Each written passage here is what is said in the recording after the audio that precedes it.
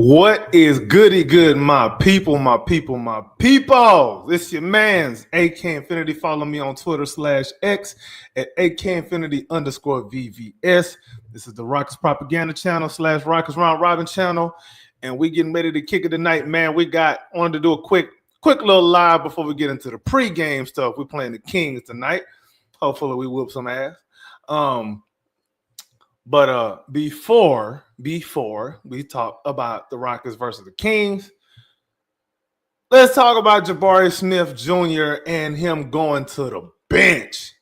He finna be in that second unit now, man. And before we get into it, though, man, if you're watching on the YouTubes, make sure you give a like, leave a comment in the comment section if you're watching live. And make sure you subscribe to the Rockets Round Robin and Rockets Propaganda channels. Hold on. What you talking about, Ryan? Talking about this ain't it, cheap. What is you talking about? What is you talking about, bro? What are you talking about? I'm gonna need you to go on and pull up. Anyway, let's go ahead and get the music going. Let's play some smooth, something smooth. Yeah. There we go. All right, man. So,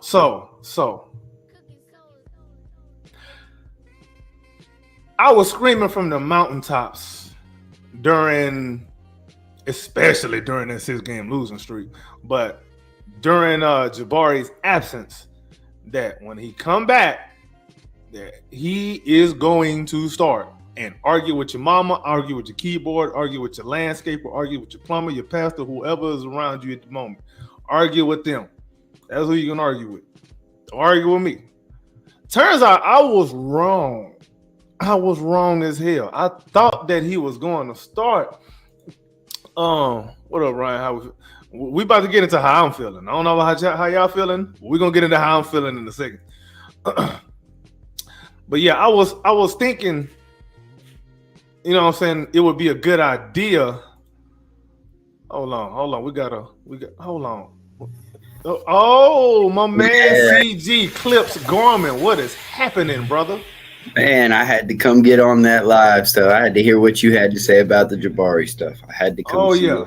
Oh, we finna get in. We finna call out some hypocritism in the fan base. Oh good. Yeah. Come on. But before I get into how I'm gonna call it out, let me just give my little background. So you know better than anybody. I said Jabari was going to start when he come back. It turns out that I was wrong. Okay. And the reason I thought that he was going to start when we come back is because Coach Udoka values a lot of the little things, all right? Which is a lot of the stuff that Jabari brings to the table. Udoka loves all of that stuff. He loves it all. He loves the rebounding. He loves being in the right spots on defense. He loves everything that Jabari brings to the table. Loves his versatility, his switchability on defense. He loves all of that. So when we got the news, what was it, yesterday, that Jabari is going to be permanently coming off the bench, even with Fred coming back tonight, I was a bit shocked. And the reason I'm shocked, well, twofold. There's two things. I'm shocked on one hand because our defense is not good without Jabari in the lineup. It's not. There's no way to slice it. It's not good at all. The defense is bad without Jabari. And not that it ain't good, it's bad. All right, we're gonna get into the numbers too. So there's that. And then also, I saw Udoka as somebody who doesn't let players lose their spot due to injury.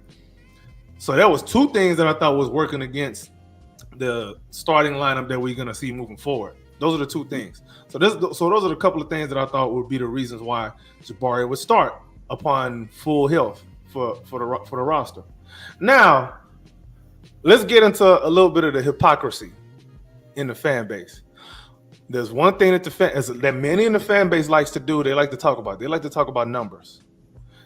What's one thing that they like to talk about in the numbers? Net rating. Yeah. John says Jalen is averaging 28 points a game against Sacramento Kings. I don't care if Barry start or not. We need to play better defense to win this game. Jabari is the better defense to win this game and also shoot threes consistently to win. That's Jabari too. Not as of late since coming back, but he'll turn back to form, and I ain't even worried about Jabari. So if you look at the starting lineup that we were starting when Jabari went out versus the starting lineup with Jabari in it, there's a difference in net rating of what is it? Good Lord.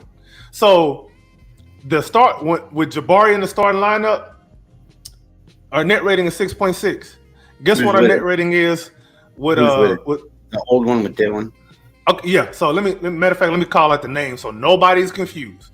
So Fred VanVleet, Jalen Green, Dylan Brooks, Jabari, Şengün.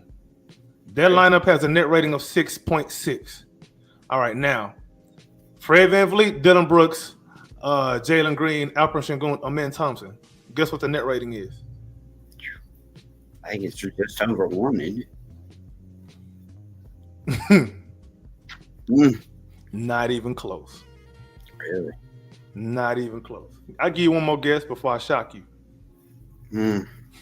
Please don't tell me it's in the negatives. Yeah. Give me -5. I'm going to give them some days. -5.8. Yep. That's a 9-point swing. I was told net rating is everything. That's what they told me. I don't know what they told you, Clips, but I was told net rating is everything. Nothing else matters. We don't care how it happens. We don't care nothing about nothing else. The net rating is what we go by only. That's what they told me. Now, I'm a good listener, I believe. But maybe this time I heard wrong. Can you correct me if I heard wrong? No, I've heard it quite a bit through the fan base. So I'll give you that. Yeah. Now, people will say, oh, the argument for the other starting lineup is, oh, we play faster. That turns out to be cap. That's true. 99.77 pace versus a 98.78 pace. That's the whole point. I'm not done. I'm not done, bro. I'm not done. Rebound percentage. The classic starting lineup, rebound percentage is 52%. So rebound percentage is we grabbing 52% of all available rebounds. Guess what the other rebound percentage is for the other lineup? Guess. Just guess. In the 30s, isn't it? Nah, not 30. It ain't that bad. But it's 44.1, which is way off from the original starting lineup. Yeah. Guess what the defensive rating rebound percentage is? Not defensive rating. The defensive rebound percentage is for the regular starting lineup. It's 75%. Wow. Guess what the other one is? 63%. Still down. It matches the eye test, don't it? Because our defensive rebounding has not been good. You agree? And so offensive rebounding, same applies. 31% to 27.2%. That's crazy, ain't it? The numbers just don't back it up. And they've been throughout the year, Man. So peep this. The offensive rating is better in the non-Jabari starting lineup, but it's only better by 1.5 points. 110.4 to 111.9. The defensive rating, this is the one. Out of everything else, forget everything else I said, bro. This is the biggest one because of who our head coach is. Our defensive rating with Jabari in the starting lineup is 103.8. Without Jabari, the other starting lineup is 117.8. And it's not necessarily starting lineup versus non-starting. This is just that lineup. Like, forget about starting or not. Those are those lineups. That's the lineup data. Yeah, that's the general lineup data. So let me make sure I make that very clear before somebody say, "Oh, you're an idiot." I am a little bit of an idiot, but not when it comes to this right now. Humble idiot. Yeah, I'm a humble idiot. Now, the assist percentage is up in the other starting line, in the other lineup. About 1.8. 57 to 58.8. Natural.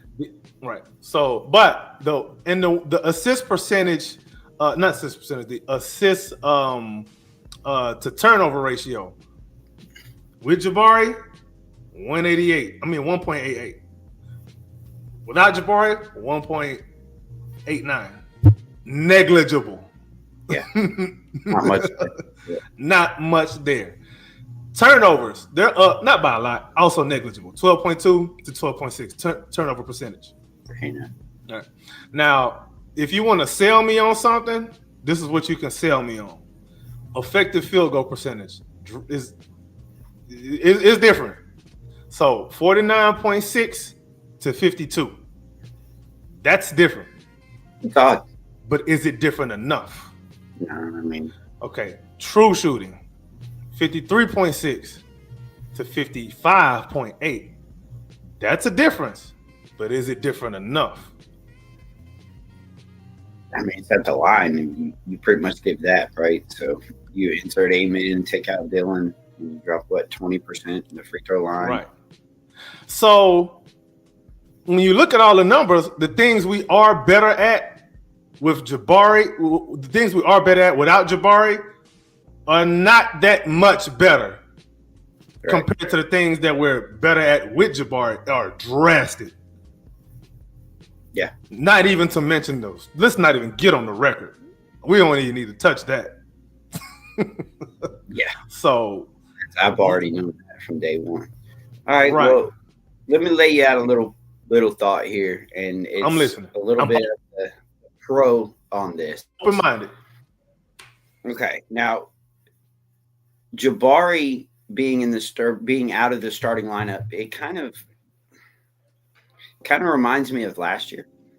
And I wonder if the pickup of Jalen Green and the speed that we start playing at, like you brought up with Space, it hasn't shown up necessarily just yet. But I wonder if he wanting to go back to his 5-out lineup. If he wants to have a stretch 5, which he's pretty comfortable with having pretty much his whole career, I wonder if he's trying to pick Jalen up a little bit on that end. So in other words, trying to bring Bari off the bench, bring him in for Şengün, and kind of apply that more 5 that he was playing late last year, and see if he can kind of get the boost in pace, the boost in speed, and kind of pick up the offensive end a little bit. And then he can still always go down and plug it down at the end of games. He can bring in Bari, Tari, and Amen and Dylan, those kind of lineups to kind of really plug down the offense and the defense and slow down the pace of the game and kind of win it. That's kind of how it seems he's really wanting to play. It seems like we want to get off to a high energy start and then kind of fade off at the end. It seems like that's something that he's kind of leaned into. And I just don't know that it's the right move, but I think it could bring something, that March Jalen Green. It could kind of give Jalen a boosted scoring, and then you can kind of lean on Alp a little bit more, with the opening lineups, opening the third quarter, opening the fourth quarter, things like that. So what do you think about it's more or less more about matchup base? It gives them another variable to bring in with Jabari, and it kind of gives a different style of play that we really didn't have before, and he really didn't use it before. When Bari was here, he mentioned that he wanted Bari to not take as many bumps and bruises at the 5 throughout the year, and I wonder if now he's kind of leaning away from that, starting to get into more of a playoff rotation. So I'd be curious to what you would think about that. So if somebody was to sell this to me, the way they could sell it to me is it's better to have 2 guys in the starting lineup that can provide rim pressure off the dribble than just 1. Even if you sacrifice spacing and shooting, it's more conducive to a better style of play for your best players. Yep. If you're gonna sell it to me like that. I don't have no problem with that necessarily. I honestly don't have no problem with that. So I didn't get a chance to look at these numbers, but it seems to me, despite Amen Thompson being a worse 3-point shooter than Jabari, we shot the three better when Amen was in the game. When Amen started for Jabari, it seems to me that that's the case. Yeah, because you're having more of the guys that are really naturally 3-point shooters taking more of those shots, right? Amen is not taking them. Şengün is not taking them. You're getting more of a volume three from Jalen Green. You're getting more. Fred is in there. He was really, before he got hurt, he had toned it down a little bit, but before that, he was up in the 10s and 12s on 3-point attempts. So I think they were really trying to give Jalen and Fred early in the year that ball again, and I think they were there. And same with Dylan.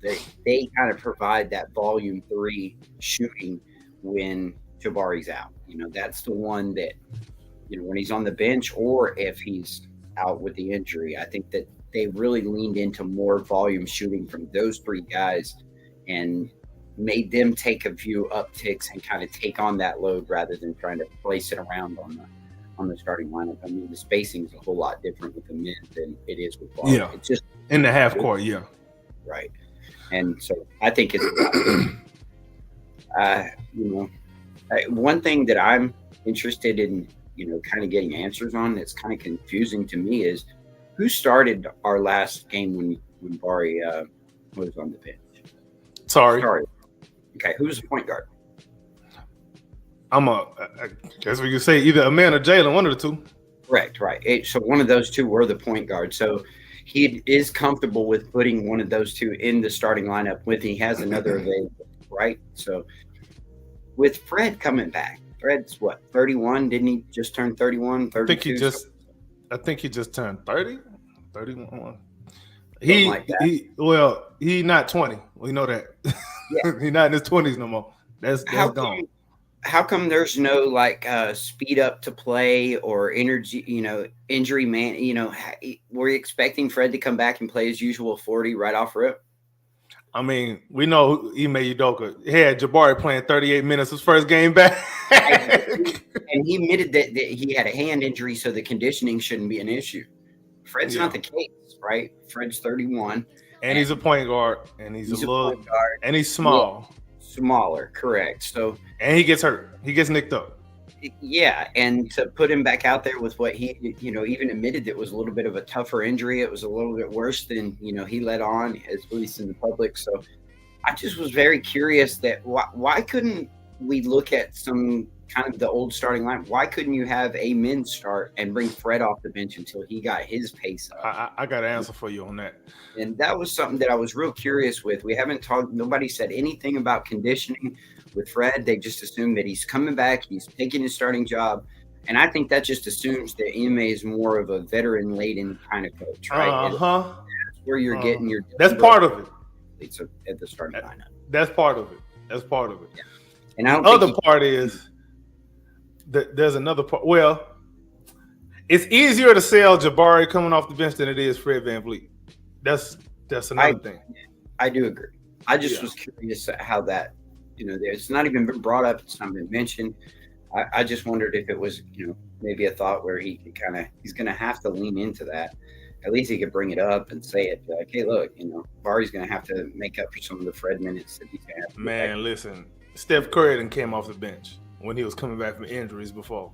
So if Steph can do it, ain't no excuse, cuz. Ain't no excuses. I'm thinking Rob Cortez says, I hate Jabari coming off the bench. You're not alone, my brother. You ain't alone.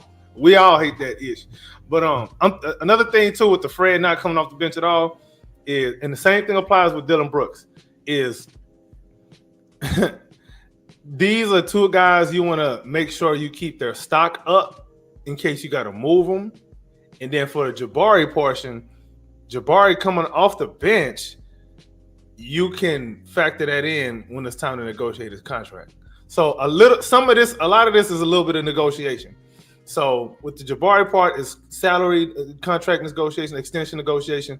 With Dylan and Fred, it's more about keeping their value up when you want to move them, because one of them two is not going to be here next year. One of them two going to be gone. That's tough. Yeah. So that's the angle I'm choosing to look at it at right now. Rob Cortez says Dillon will be really effective coming off the bench. He's very right. Maybe it's give him possible. a high energy 25 minute Dillon Brooks. Give me that. That's so much better than this energy saving, physicality saving, energy efficiency, bro. We going green. Yeah, let him ride. I do like if he is going to leave Dillon in the starting lineup, I do hope I see a downturn in the minutes, right? Like I hope that he can tone the minutes down to like 25, allow Dillon to play a lot more physical. He's so much better when he's playing physical, even when he's fouling a little bit too much. I'm not really that mad at him, and those are the kind of the ticky tack, 75 foot away from the basket. I don't appreciate. But I definitely do appreciate when he's just trying to be physical with guys like Shea or Luka or, anybody, Doncic, Wemby. I appreciate him just being a physical natured person and establishing that from the jump period. I don't mind Dillon starting. I just would at least have his minutes downturn, especially if you have guys like Tari and Bari coming off the bench now. Dillon reminds me a lot of Raja Bell, man. I don't know if you get the same vibe from him, but he reminds me a lot of Raja Bell. My goodness. I mean, the comparisons are uncanny. Dillon probably a better shooter now, but before this season, they're comparable shooters. John says Fred is Ime's favorite player. Yes, he is. Even with bad game, he play him more minutes, bad air, good time. That's 100%. Jeez, that's hard to read. That's 100% fact. I've seen all Rockets. Yes, 100%. We all know this. Like, Fred is like teacher's pet.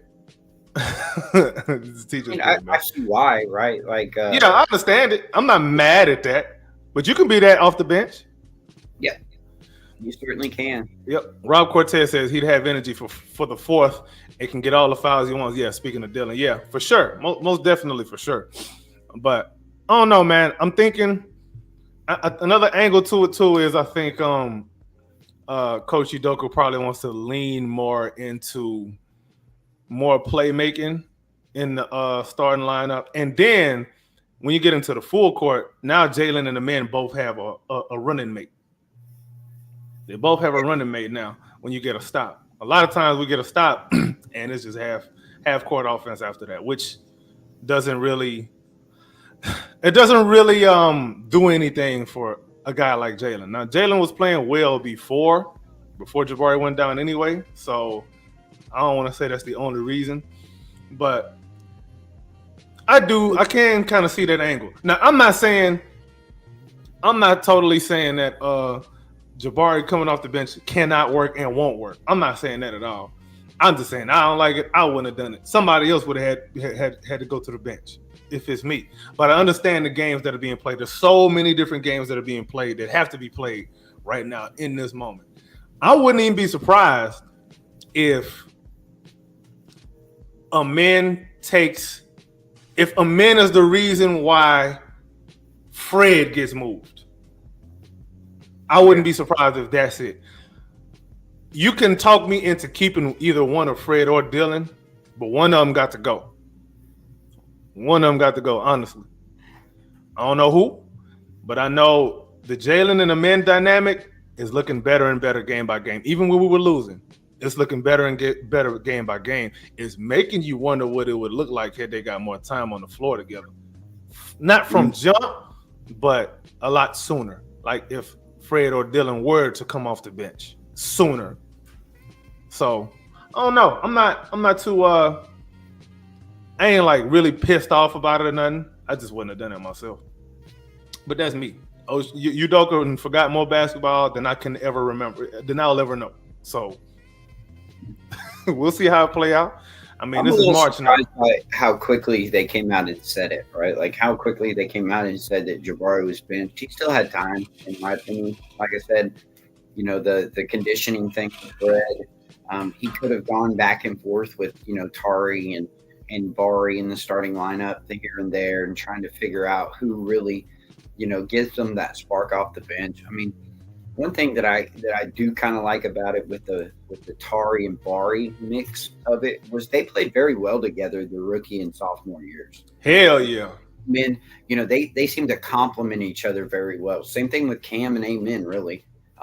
Well, I think that was just Amen being able to have somebody to kind of get a play finish for, but they still, they've always had good chemistry together, and I wonder if they can kind of lean into that, especially playing fast. I mean, really and truly, if you bring Dylan off early, bring Şengün off early, and bring in a mix of Tari and Bari and have Amen, Fred, and Jalen out there, that's highly fast, that's highly athletic. And, I just think I think that's what Ime wants to do. If he wants to kind of be able to go to something to try to get an offensive spark, and he needs to know that would be the way to do it, right? Especially in we saw it when Şengün was down.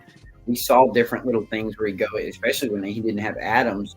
He would definitely with guys real small lineup to try to get an offensive spark. It worked in one game, and I think it didn't work in another. But I think that's something he's trying to play around with just before the playoffs. I think he's trying to get his rotations tight, and I think he really wants to have an ability to kind of change up what he's looking at. So if they really got Şengün bogged down and we're not shooting it well, he can kind of open the floor up a little bit, bring in Jabari and Tari and start to run a little bit more. Maybe it'll pick up the offense and maybe kind of keep us away from getting blown out a little bit. So I understand it. Like you said, I just don't know that I would have done it so quickly. I think I would, run with that. And then you might want to sit Fred. Now if you sit Fred, you're going to go to it, and then it's going to look good, and then people are going to question again.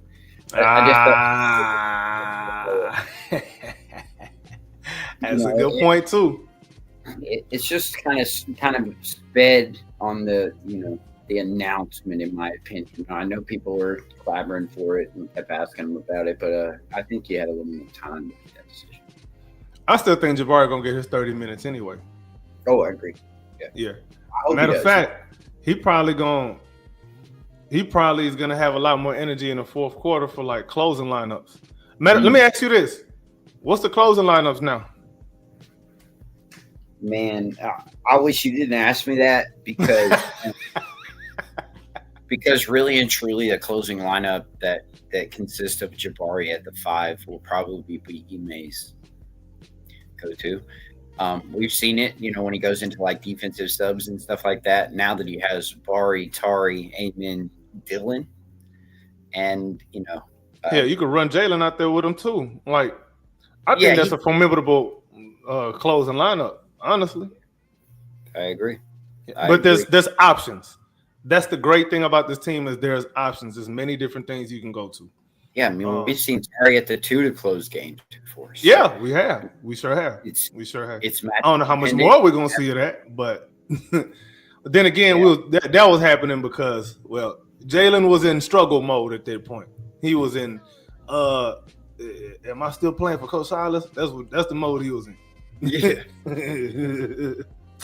but yeah, man, I think I'm open-minded. I want to see this whole thing play out. I know it's not always about a starting lineup. It's more about flow of the game, and more importantly, who's closing.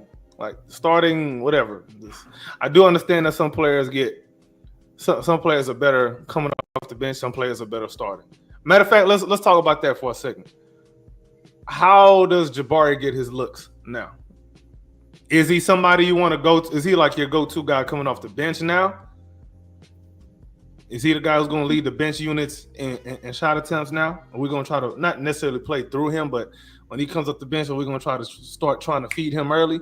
Is he going to get some of the Cam Whitmore shots? Because Bari can't get the shots that he really wants in the starting lineup because of Dylan. Because Dylan wants them same shots. So I agree to that. He's been getting his own they've kind of put him back in that position again where he was just not really a part of the offense. He was just kind of there spacing and going after offensive rebounds, crash, and stuff like that. Mm-hmm. That's something I'm extremely interested in. I don't think he would get the Cam. Like I said before, I think it's more on the trying to get Jalen and open up the court a little bit kind of option. Okay. But yeah, I absolutely do believe that there will be more shot opportunities for him in that. I mean, we saw it last year. I know Şengün wasn't there to kind of soak up any of those, but he had an uptick in his shot opportunities because of that. That was a good shot. The corner three for him was a good release valve for everybody in the offense, and especially when you got Amin getting downhill and having something like that to kick out to, a 6'10", 6'11" wing that can really get the shot off over anybody is that needs to be taken advantage of. And really, that is the exact advantage, right? Being able to shoot over the top. So I wish they would lean into it a little bit more, at least on the block a little bit. I wish he wouldn't be so much of a black hole when he did. I'm not calling him a black hole. I'm calling him a black hole when he's on the block. Every time he gets the ball on the block, you know what's coming. You know what's coming. The fadeaway, the turnaround's coming every time. And it's great. It goes in. He has a high volume making of it. So it doesn't bother me much. I just wish that he would add a little pass out of it, to kind of give him an advantage. But, other than that, it's not a bad shot for us. I do hope his uptick comes, in that, especially, coming off of kickouts from Jalen, Amin, and Tariq for that, man, too. He's been doing a good job of kicking it out. Most definitely. I'm curious. I'm going to put you on the spot. Just FYI. You ready? Yeah. All right. Right now, you are Chris Udoka. What is your rotation for the rest of the season? Are you talking? And you can consider back-to-backs too. You can, modify accordingly. We got 3 more left. Matchup dependent. That would be my Cam Whitmore, Reed Shepherd time. I think I'd probably do a little bit of Steven Adams. Maybe on the second night to back-to-backs, similar to what he just did. Play Tari on the first night, play Steven Adams on the second night, try to get Şengün off the floor as quick as he can. But I think I just pretty much said it. I think we're with what our starting lineup looks now. I will pull Şengün off early and bring out Jabari and Tari. I'll pull out Dylan as well. And I would see if I can't pick up the pace a little bit, get a little bit of a lead. And then I would go back to Şengün. And I think I would try to feed the big man, in the second quarter, kind of be him, kind of give him some shooters and give Jalen get the bench minutes from Jalen then, right? So start getting guys in there that can shoot, play through Şengün, get Jabari in there to play with him too. And, I would probably be 9 deep for the most part. I would have a little bit of Aaron Holiday minutes, but I think Aaron Holiday's solidified his kind of rotation. Well, I don't know, because Jason Tate been getting his minutes too over Cam Whitmore. So I don't know, man. I think here and there, because you want to spell Fred, right? Like, he's going to have to make sure that he doesn't, especially early, he's going to have to get Fred off I don't think he can play him in the 40 minutes. I think he's going to have to keep him in the 25 to 27 at first. And I think that's going to be hard for him to do, but I think it would be a smart thing for him to do in the long run, especially knows that Amin's a capable point guard. It's better to have him out there with shooters. So, yeah, I think we'll see a little bit more Holiday. And the second night to back-to-backs is about the only time I think you're going to see Cam Whitmore reach ever, especially after the blowout performance he put on, when he was out there just not really in it. Halfway there, I think that kind of takes him out from coming out there in the garbage. I wanna highlight this Rob Cortez comment right quick. Rob Cortez, boy, you funny. He said, it's good hearing y'all talk about this. All the media guys close to the team are trying to sell bench and Barry as a brilliant move. I'm not ready to storm the Capitol, but I'm pretty frustrated. Boy, say I'm not ready to storm the Capitol. Yeah. Oh my God, bro. Imagine we stormed Toyota Center because we didn't bench Jabari Smith Jr. It ain't nothing like what the Mavericks doing when they traded Luka. I'll tell you that. We ain't doing nothing close to that. Yeah, and he's always got the reserve the right to change it, and so that's why I said I don't know if I'd be quick to make it a permanent decision on Jabari being on the bench. I would have let it play out a little bit because now, like I said, you roll it out there, and what if Jabari at the 5 looks a lot better? What if they're able to play switchable defense and they get out and run and it looks really good? Now we're back to you need to go back to Şengün in the closing lineups. There's going to be just a lot of questions that I think you bring up with this. Like I said, I think I would have kind of played to that, conditioning, and I got to get guys, rest because they're coming off of injuries, and I don't want to have Tari playing too much, with the leg and getting ready for the playoffs and stuff like that. I just felt like he had excuses to not make it such a permanent deal, and especially not knowing exactly what it's going to look like with Fred not have been out there for a while. You're kind of throwing a mix in the starting lineup along with Fred coming back. So there's just going to be a lot of changes that I think I wouldn't have been quite so quick to put in stone. I think even with the lot of changes, I mean, I think we've played enough different lineups to where I don't think it'll be that big of an issue anyway, man. Like I'm looking at some of the lineup data right now.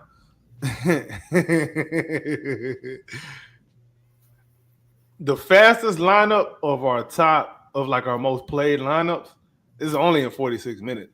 But the fastest lineup is Jalen Green, Amen Thompson, of course, it'd be them to win it. Reed Shepard, Tari Eason, and Jock Landale as our fastest lineup, and it has a net rating of 6.1.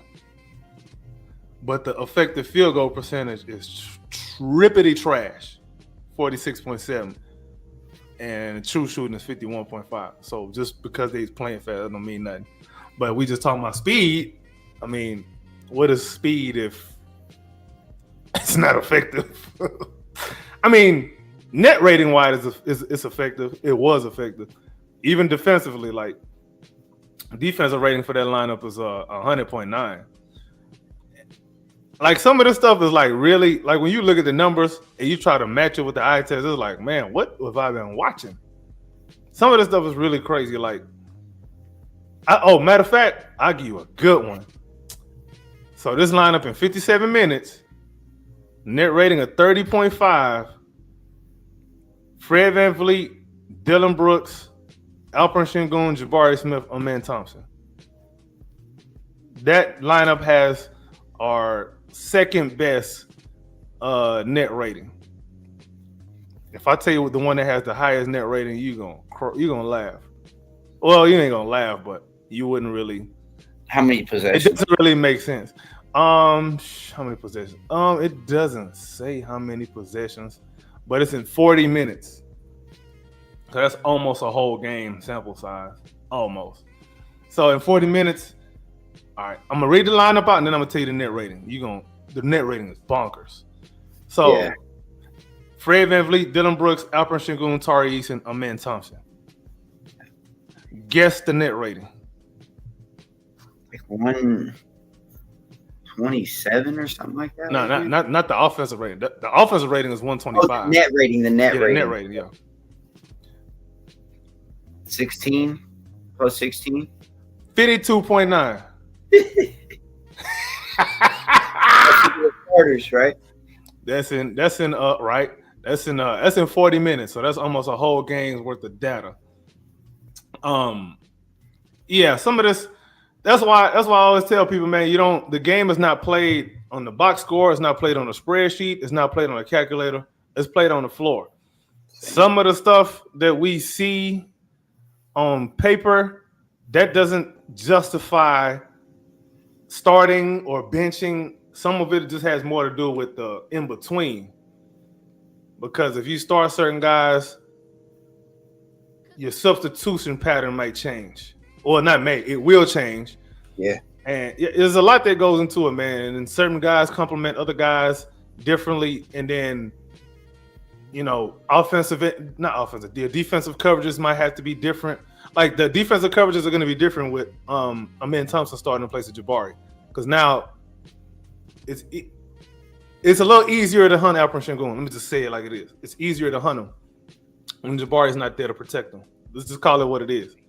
Yeah. Which explains why the defense falls off a damn cliff when Jabari is not in the lineup with Shingun. And you don't have Amen out on your POA, and he can be weak side, or Dylan can be weak side. If they're better weak side defenders than who you were having out there in Jalen Green, if you have him in at the point of contact, weak side defenders weren't as good, right? So, yep, he gives them energy too, right? Because Bari plays hard, and yep. I don't care who you are. If you're in a gym, whoever you're playing with comes out there and is running and guarding 80 feet, you're going to be hyped. You're going to play good defense with them. It kind of brings the energy along with Dylan. So yeah, because you look bad if you're not following that.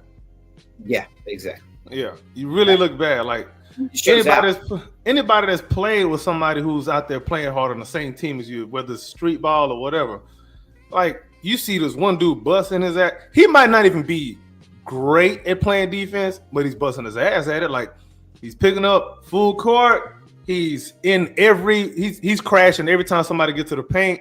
He's crashing trying to help. He'll hustle back out the shooters. Like just having that energy by itself, you just forced to raise your level because you're not trying to look like the guy who ain't giving effort. Right. Yeah, man. So those are just like some of the things that kind of go into the psychology of some of these lineups. That don't mean I'm happy about just anybody tuning in like that don't mean I'm happy about Jabari coming off the bench because I am not at all.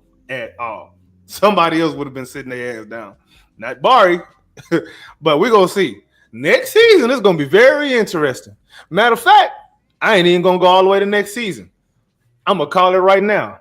There might be a playoff series or even just one playoff game where that starting lineup changes again.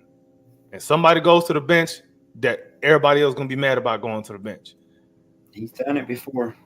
So we're going to see in the playoffs. See, the playoffs is where if you got hair on your nuts, it's going to show. Put it to you like that. If you got hair on your nuts, it's going to show in the playoffs. If you don't, it's going to show in the playoffs. If you out there naked balling, it's going to be exposed. So and that goes for the players and the coaches. The coaches are not exempt from that. That's right. Because sometimes coaches are forced to be bold in the playoffs because if you just sit there, let's say you down 2-0, and you see that there's a glaring problem in your starting lineup because you're getting off these horrible starts and you got to fight back from a deficit, you might want to switch that up for the rest of the series. And it just might be for the rest of that series, but only time will tell. I just want to kind of – now go ahead. It's what saves you in a series. Coaches making adjustments and making big adjustments when they're down or they're up, right? If they're up and something gets exposed, they need to still make the adjustments early to kind of fix that. And I mean, Ime has shown some good adjustments defensively. Offensively, I get a little bit scared, but I guess maybe the talent will have to take over at times. And when it comes down to the starting lineup, I don't know. Maybe because I bought hook, line, and sinker for the closing lineup is what matters when Ime says it. I really haven't cared much this year about who starts, who doesn't. I don't think it matters that much to Ime, and I think he's got the players bought into that very same mindset. I do not believe that they care either. Cam Whitmore seems like he cares about his minutes. Everybody else seems like they're a big team guy and they're all bought in on this, and they realize that it takes everybody for this thing to really, really work. We learned that over with the Bari, injury, with the Fred injury, when Shangun went down. We need every one of these guys to be healthy and available. Tari, I hope he can play him back-to-backs before the year's over. I hope that he's fresh coming off that second game or game 2 of a series or game 4 of a series. Those kind of things I kind of want to see throughout the rest of the regular season so that we're not quite so shocked come playoff time, right? So I do like the way that he's kind of built this, is it kind of gives everybody a reason to play hard every game, right? If they don't expect it, or if they know what the rotations are and there's no real, if you play well, you still don't get into the fourth quarter, you might not play so hard, 82 games a year. That's a good point. I think waking up, every day knowing that, hey, look, if I go out there and play well in my 10-minute stretch here, I might be able to get another look in the fourth quarter, and it might end up leading me to closing the game and making a big impact on the overall, what total happens in the game. So I think it's a good idea to do, and I understand it. Do I trust him with the Bari thing? I'm going to give him grace on it at first. Do I expect it to work? No. I do think it's a much better. It's a much better. I just feel like you open up a lot of different things and a lot of different ways for Ime to play. It opens up Dylan's physicality. It opens up his foul limits. Things along those lines. And I think it all, like we said, it puts Amen or Dylan back at the POA and gives somebody a good weak side shot blocker. So it's the rebounding for me, man. It's the rebounding. The rebounding, man, that's gonna be a problem. And the weak spot on the rebounding is Dylan Brooks. He's the black hole. He's the black eye on the rebounding because he don't box out. No, he doesn't. I might have seen him box out. All watches. Yeah, like, bro, go put your shoulder on somebody's chest and box them out. You ain't got to get the board, but somebody else can. Long as your guy don't get the board. Again, sell me again. You're selling me right there on Dylan being the one coming off the bench. What we leaned into is historically great in our offensive rebounding. If we were to lean hard into that for the rest of the regular season, like you said, that he's not a good rebounder. Now try to add Amen to Bari on the offensive glass. Man. We'd be destroying them early. I just think there was a lot more benefit to keeping Bari in the starting lineup and moving Dylan to the bench, I guess. There is a world where there's a 5-man lineup of Amen, Jalen, Tari, Bari, and Şengün. And that world is a world where we absolutely destroy the glass every game. And if you even find a way to make it to the paint, nothing's going to happen good for you. You going into the paint, you're going into the depths of hell, going into the paint of that 5-man lineup. So, but that's probably something that we're probably not going to touch until a couple of years from now. Maybe. That's if we keep Bari and Tari. But there's a chance one of them two gone. There's a chance. Don't say it. Hell, there's a chance one of Jalen or Şengün is gone. There's a chance for that too. If we're going to keep it a bean. Amen Thompson ain't going nowhere though. He's like the crown jewel of all of the draft picks. I know that Şengün just made the All-Star team. Nobody's more special than Amen Thompson. I'm sorry. the upside on that kid is through the roof. Like, you know how they say the sky is the limit? Amen Thompson is moving the sky out the way. All right, we're going to find some new limits. Not feeling. So, Rob Cortez says, other words, you're preaching to the choir. He said, I'm not a bagger guy, but the metaphor works. There's one guy that can make a conversation for number one in a Wemby draft. It's Amen Thompson. Oh, yeah. Nobody's going to take him now. Nobody's going to take Amen over Wemby now. But there's a world in which case he does end up with better career. At worst, Amen Thompson is the third best player in the draft. At worst. Because you can argue Brandon Miller. You can argue it. I'm not saying that's the truth, but you can argue it because Brandon Miller got some special talent to him, boy. Yes, he does. He got some special talent to him. So you can argue that, but putting the ball in the bucket in Charlotte. He can guard too, but I think he's one of those guys. Not that he's a guy you have to challenge to go guard. I just think his team is so bad that his defense looks bad by proxy. Yep. I think if you put him in a different situation, you'll see his defense shine a little bit better. Like imagine you put him on, let's just say a team that, kind of has a defensive culture. Like you put him like on the Heat, his defense will shine. His defense will shine. But when we hear that kind of stuff, I always get there, and you're absolutely right. But then that just might be what exactly makes Brandon Miller not a very good player, right? He might never get off of Charlotte in time. He might end up being like that Paul George type, who's pretty good but not good enough to carry a team, and they don't want to get off of him. for nothing, and nobody's really going after him because he can't play defense. It kind of adds to it. So, that's exactly why I think it happens to a lot of guys is they get kind of happy being that. I'm just happy to be in the NBA guy. We're obviously not going to win anything. I think Jalen wants to do it that way too. Yeah. I don't. I for the life of me don't understand Brandon Miller. Being a top of very many draft picks just yet because number one, he's injury prone. We've seen many guys that can put the ball in the basket, get contracts, and it not look good. Beal, Wall, all these guys don't age well. That's true. That's true. Rob Cortez says the final form will be Reed, Jalen, Amin, Jabari, and Shingun. That's the dynasty in 2 years. There's a world where that's true too. I don't agree. I'm listening.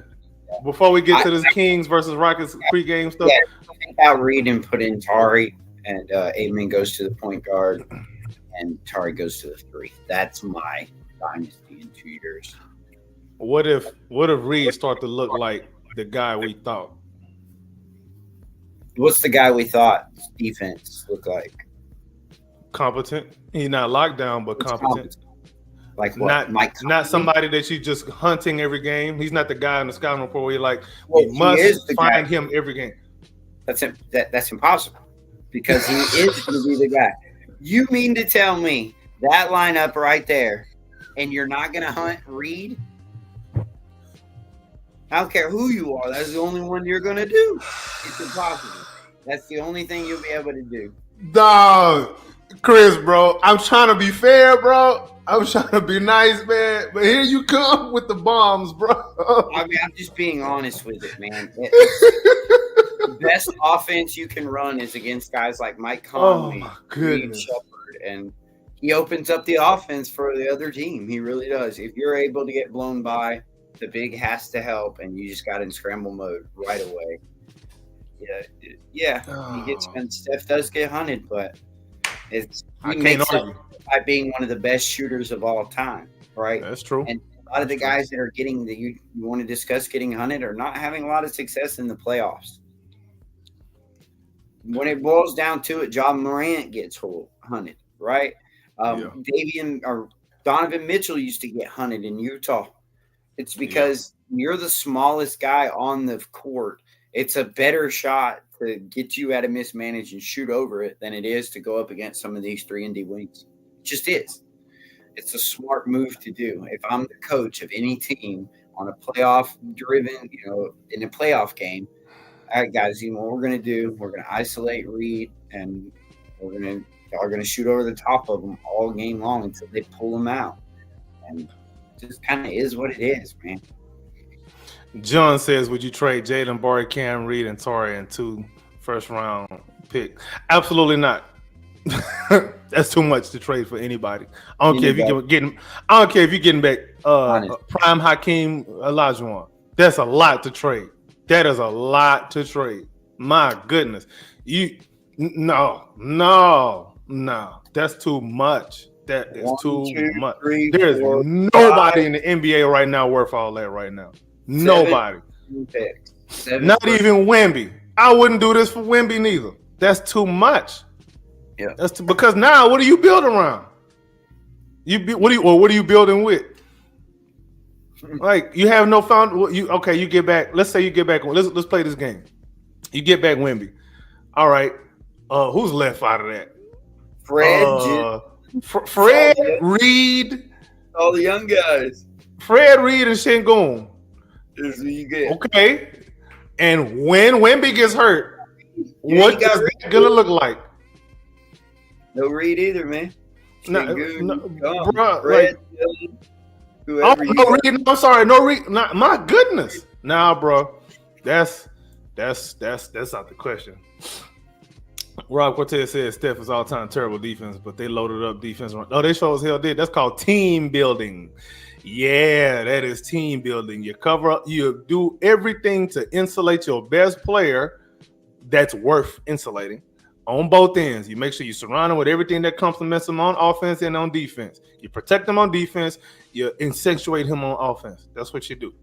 We Very can't easy. do that with Reed because we have Shingun already coming up. I'm not gonna touch that. Not yet. Rob Cortez said, good point. What's Donovan doing now? You're making my point. Rob on one right now, bruh. You on one right now. We appreciate it for sure. Yeah, he's being June says insulated. trade for Durant and ability. Booker. Bruh, so June, let me go ahead and explain. If you do all of that for Durant and Booker, you know what you get? You get Phoenix. And you know what? We couldn't even afford it. You can't even afford it with the Fred and Shingun. Yeah, the contracts ain't even enough. At least not right now. So But you'd now be that's worse than Phoenix. You'd be in the second round with or second apron without Beal. yeah. You don't do nothing like that. No Fred. I think we can run through this this Kings game. All right, let's do it. Who's scrapping? I don't even remember who is Sacramento. Man, you know who's scrapping DeRozan, son. And oh, that's right. DeRozan still over there. Oh yeah, Dylan and DeRozan. That's it. Oh yeah, that's they already fight. Yeah, they gonna fight at halftime too in the locker room right now. Probably. You might be right about that. They probably fought in the parking lot. Yeah. Dylan was waiting for him to get off the team bus. Right. Before this happened. That was too easy. That was a little bit too easy, man. All right, X Factors. Who is a guy that must show up tonight in order for the Rockets to put this team away and put them away early? Outside of our main guys, he's Şengün, the man, and Jalen. They're past X Factor talk. They are the constants now. Everybody else is an X Factor. So we're moving Fred down to X Factor because, I mean, he's been inconsistent as shit this season. Yeah. But yeah. So who we got? Who you got? You can pick one or two guys. It don't matter. Give me Tari.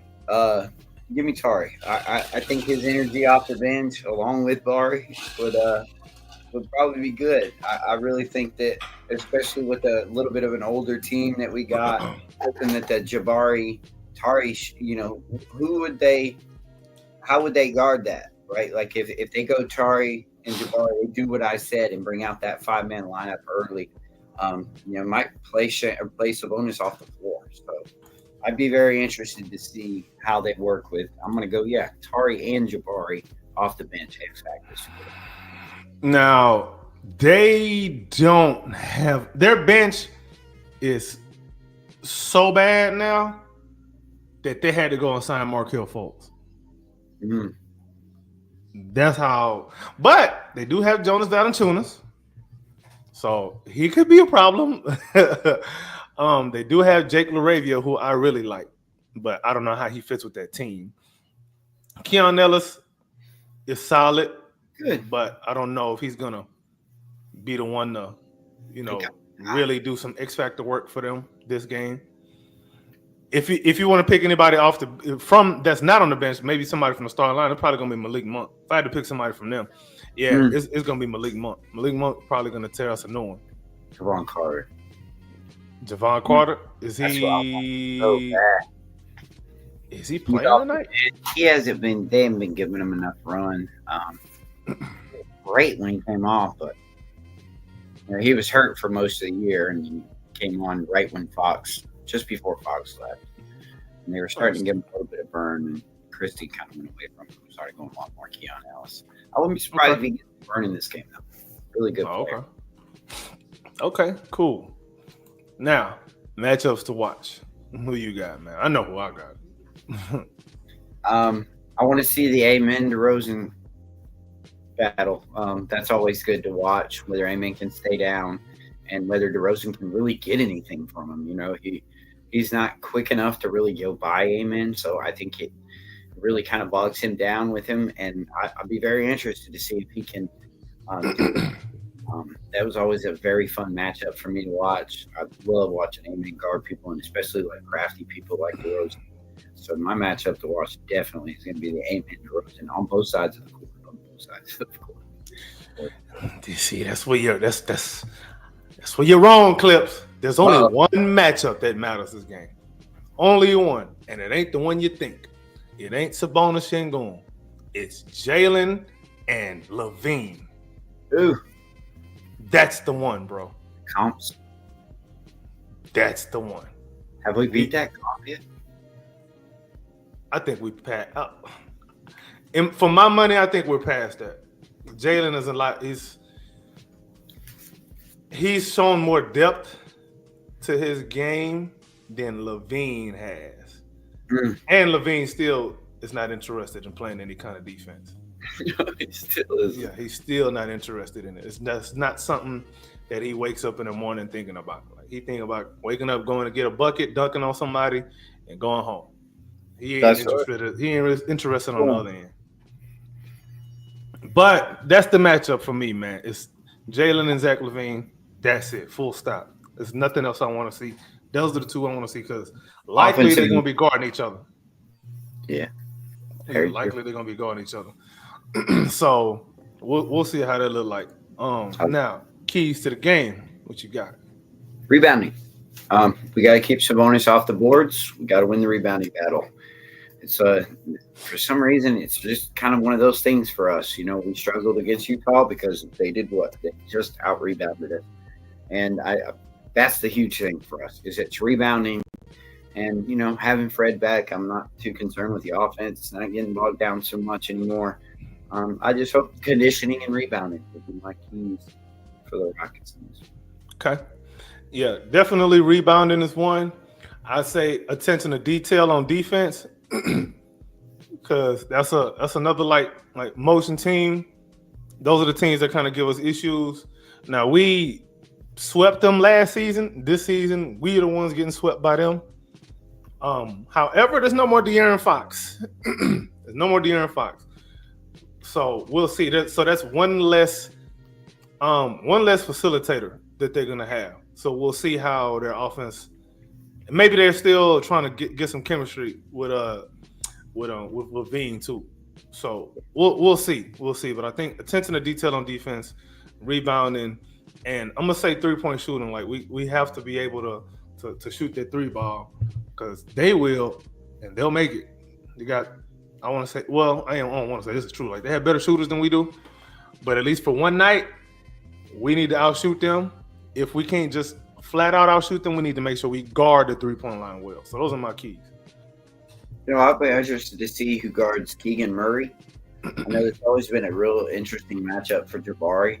And that's kind of how they've always played against each other. He's always kind of got the better of him. So I'd be interested in who they start out with on Keegan Murray. I guess kind of hide Dylan on here. Hide Dylan? Oh my. Well, I'd rather have not Dylan on a Malik Monk or a Levine or anybody that's going to. I don't want Dylan nowhere near Malik Monk. Exactly. So that would be a better, he'd be a better guard for him. He's not going to really attempt to get downhill on Dylan or anything. He's just going to try to. So who Fred guard? Fred's going to have to guard Monk. Yeah, he's going to be on Monk. Yeah, I'm fine with Jalen on Levine. Yeah, you are. Yeah, I'm fine with it. I wouldn't be surprised if they put Fred on Levine and make him shoot over the top. Because you really don't have That's any an option too. Yeah. We'll see. I do think they're gonna hunt Şengün early. I think they're gonna do it early and often. Yeah. So we'll see how they look. Now they don't have no lob threat, but that don't mean he can't be hunted. We'll see. They're gonna definitely go. They're probably gonna do a lot of high pick and roll. If they don't do any Sabonis hub, well, they're gonna do a lot of that. I think. Good to have Fred back for all that. Yeah. Now, halftime score, final score, player of the game. Full disclosure, I ain't doing no halftime show because too many things on tonight that I need to be watching. So halftime gonna have to be sacrificed. So just FYI. So halftime score, final score, player of the game. Who you got, Chris? Give me 60-50 Rockets. Sheesh. Yeah, and then I think it's going to remain kind of like that. Give me 120, 100 Rockets with the blowout. And I am player of the game. Give me Jalen Green. Okay. I'm expecting some big things out of Jalen for the rest of the year. So I'm going to give it I want to see him move the ball this year for the rest of the year. I want to see that assist number continue to stay, 4 and 5, 6, 7. So okay. for good stuff. Okay. Halftime score. I'm gonna go 61-58. We probably end up being down. I ain't gonna lie. In the first half, Şengün probably gonna start off a little slow, and then he gonna pick it up in the second half. We'll probably finish the game somewhere around I want to say 117, 111. Final score. Rockets turn up the defense in the third quarter, and the offense starts to swing along a little bit better. Well, not necessarily. The offense is going to be fine, but Şengün is going to get going in the third quarter. After that slow start, they're going to start to feed them in the right spots, go heavy pick and roll with Jalen Şengün, heavy pick and roll with Fred and Şengün. And they're going to really try to, pick on Sabonis a lot. Player of the game, though, I do agree it's probably going to be Jalen. There's nobody over there that can deal with him. There's just nobody. You can't. I mean, just nobody. You going to play Keon Ellis the whole game? Good luck. Yeah. He going to be tired, too. Jalen look like he's been very in control, been playing very mature as of late. I think Fred being hurt did the most for him, more than it did even for Amen Thompson. But I think it worked very well for both of those guys. They're coming into their own, and right now I believe it's time for those guys to really show their worth, man. I'd like to see Amen work out of the block a little bit. Yeah, they started doing that a little bit with San Antonio. I loved it. That's something that we can do when Jabari come in. Yes, very good. Yeah, good. Yep. That's something I believe that we need to be trying to, lean into a little bit. I wish. He said DeRozan gonna have 20 free throws. Yeah, probably. I would love to see Amen Thompson go to that post up, see if he can get some fouls. For as bad a shooter as he is, he's a better free throw shooter than you would think. So I wouldn't mind him getting to the foul line and doing his thing from there, man. Any final thoughts though before we get to this game? No, I think we hit it. We did up real well this one. Yeah. Hit all the topics around Jabari. So, okay. Yeah, it was a hell of a live, man. Appreciate everybody for tuning in to the Rockets Round Robin pregame and Jabari propaganda talk. But yeah, man, if you're still with us at this point, make sure you hit that like button, hit the subscribe button. Follow us also on the Twitter thing or /X. Clips, tell everybody where they can find you real quick. Gorman, Houston, or Christoph. On X and Rockets Round Robin on next to #1 pregame host out there. Hell yeah. All righty, y'all can find me on Twitter /X at AKinfinity_VVS. This is the Rockets Round Robin channel. Tell a friend to tell a friend, and you know the rest by now. We out.